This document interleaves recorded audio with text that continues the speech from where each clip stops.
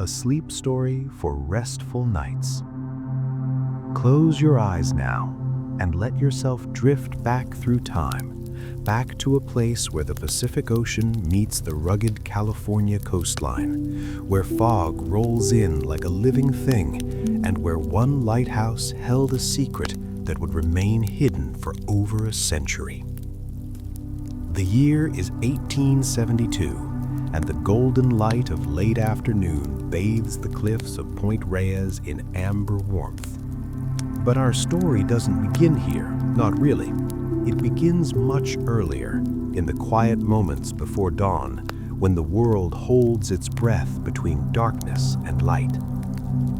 Let your breathing slow, in and out, as we journey together to a time when the West was still wild, when ships carried fortunes in their holds, and when lighthouse keepers were the solitary guardians of the night.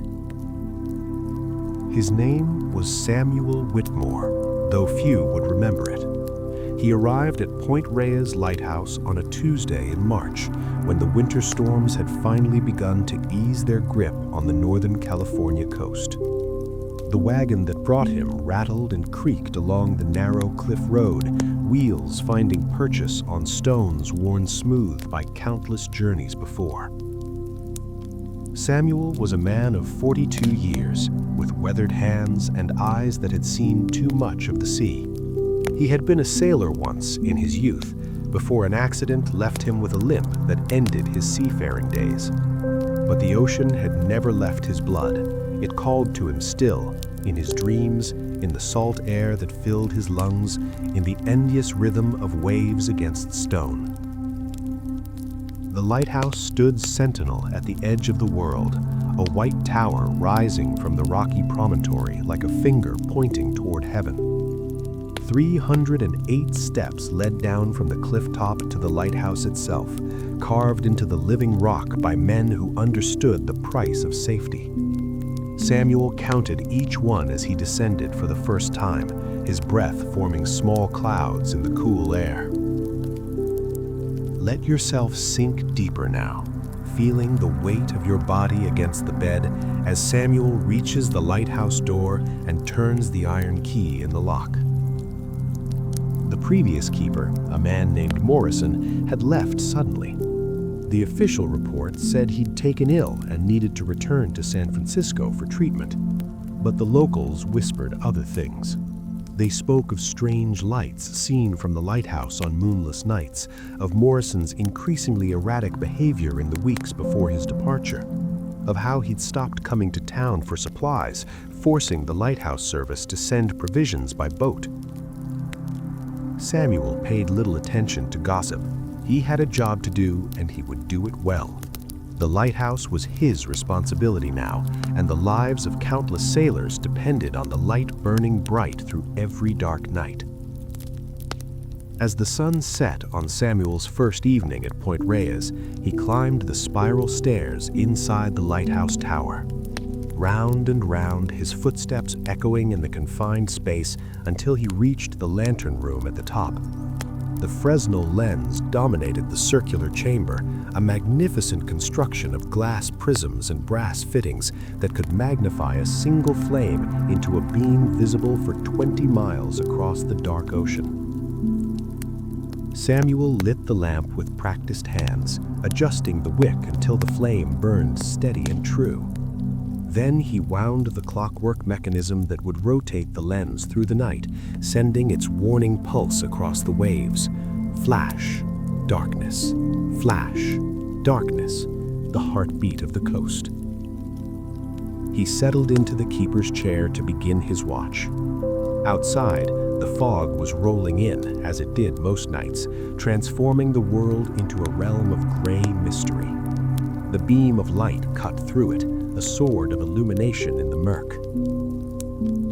Feel yourself drifting now like fog across water as the hours pass slowly in the lantern room.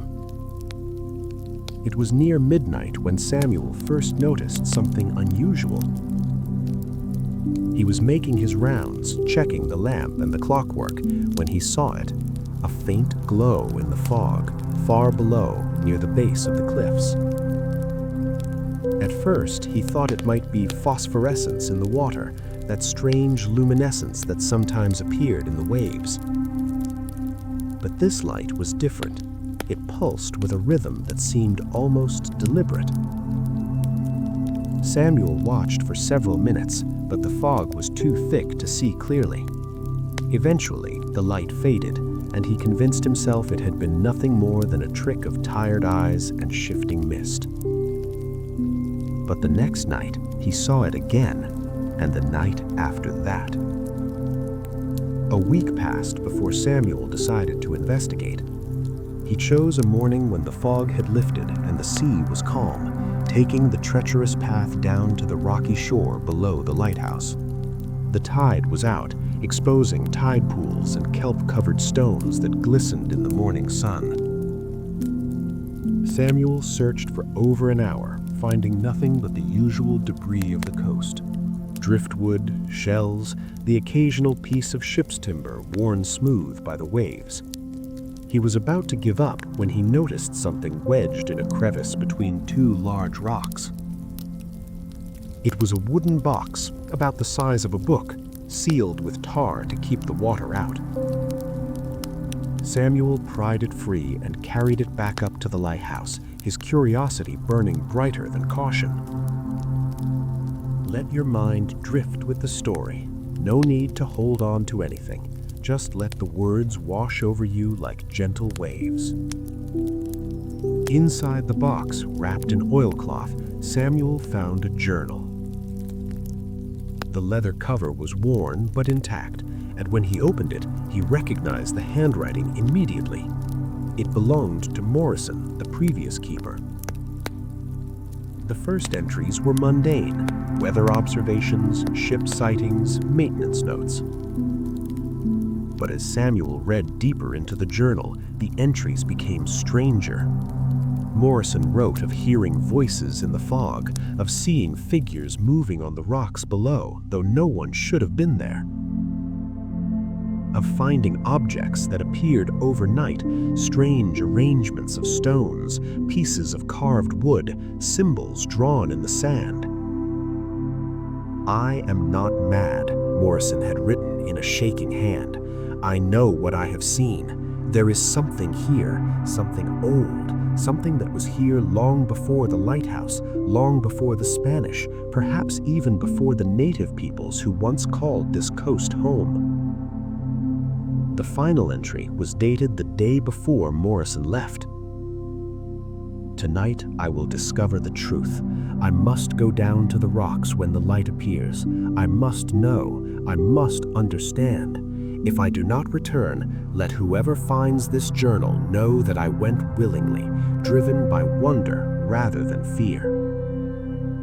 Samuel should have reported the journal to his superiors. He should have dismissed Morrison's writings as the ravings of a man who had spent too long in isolation.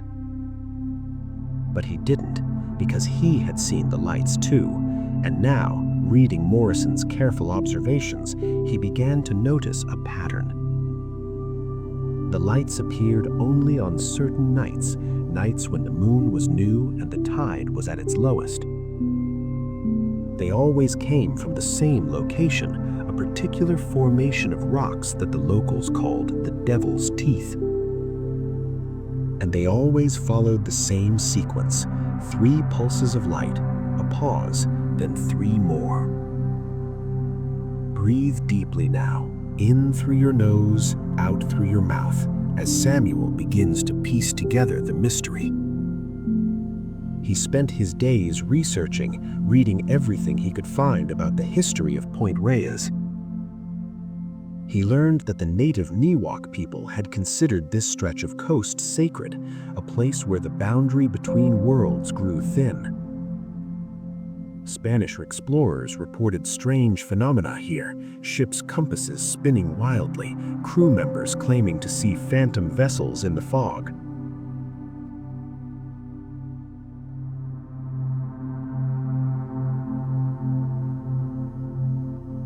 And there were older stories too, passed down through generations. stories of lights that danced on the water, of voices that sang in languages no living person could understand, of treasures lost and secrets kept by the sea itself. Samuel became obsessed. He marked his calendar, counting down to the next new moon. He prepared a lantern and rope, planning his descent to the rocks. He told himself he was being scientific, methodical, that he was simply investigating an unexplained phenomenon. But in truth, he was driven by the same force that had compelled Morrison, an overwhelming need to know. The night came, as nights always do.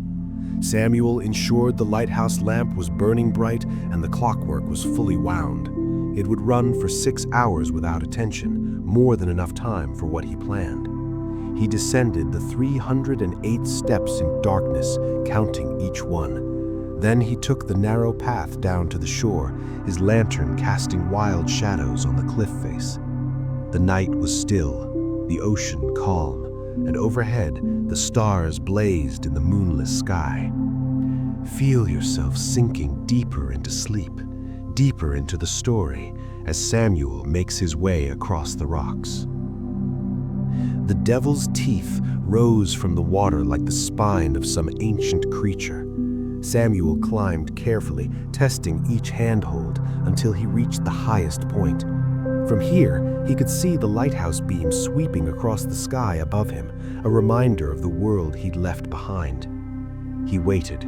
Minutes stretched into an hour. The cold seeped into his bones, and doubt began to creep into his mind. Perhaps Morrison had been mad after all. Perhaps there was nothing here but rocks and water and the endless patience of the sea. Then, just as he was about to give up, he saw it. The water between the rocks began to glow, not with the harsh light of fire or lamp, but with a soft blue-green luminescence that seemed to come from deep below the surface.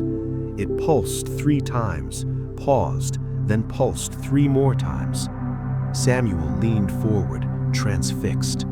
In the glow, he could see something beneath the water, shapes, structures, patterns too regular to be natural. It looked almost like buildings, walls, streets, a city beneath the waves. Let your breathing slow even more now, in and out as the mystery unfolds. Samuel understood then what Morrison had discovered. This was no supernatural phenomenon, no ghost story or legend. This was something far more wondrous, evidence of a settlement, perhaps thousands of years old, now submerged beneath the Pacific. The glow was bioluminescence, triggered by the tides and the unique geology of this place, illuminating the ruins at specific times.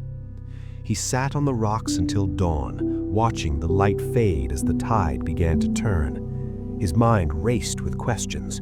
Who had built this place? When had it sunk beneath the waves? What stories could these stones tell if only they could speak? As the sun rose, painting the sky in shades of pink and gold, Samuel climbed back up to the lighthouse.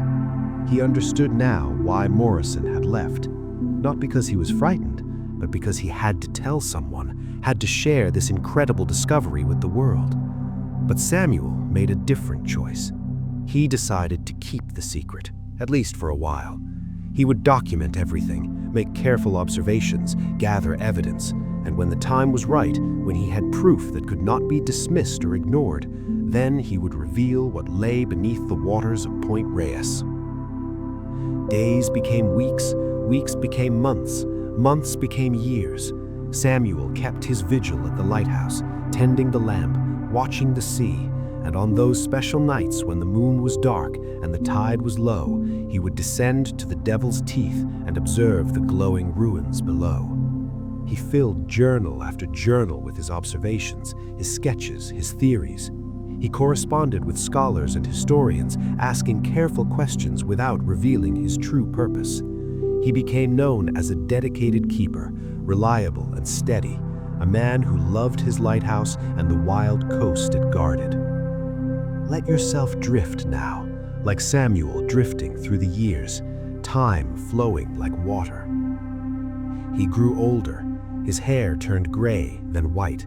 His limp became more pronounced, and the 308 steps grew harder to climb. But still he kept his watch, faithful to the light above and the mystery below. Other keepers came and went at nearby lighthouses. Ships passed in the night, their crews never knowing that the light guiding them to safety was tended by a man who held one of the greatest secrets of the California coast. The world changed around him. The telegraph came, then the telephone, then electricity. But the lighthouse remained, and Samuel remained with it. In 1924, 52 years after he first arrived at Point Reyes, Samuel Whitmore died peacefully in his sleep in the small keeper's cottage beside the lighthouse. He was 94 years old.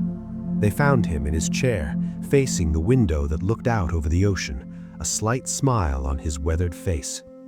Among his possessions, they found the journals, dozens of them carefully preserved and labeled. His observations of the underwater ruins, his theories about their origin, his maps and sketches and calculations, and a letter sealed and addressed to whoever finds this. In the letter, Samuel explained everything. He wrote about Morrison's discovery and his own investigation.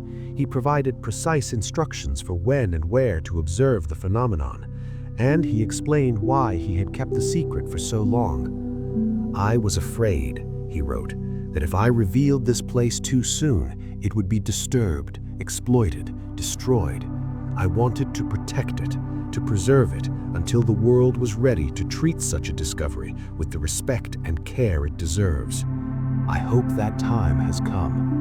I hope that whoever reads this will be a guardian, as I have tried to be, of this wonder beneath the waves." Feel yourself letting go now, releasing the story, drifting into peaceful sleep. The lighthouse beam sweeps across the darkness.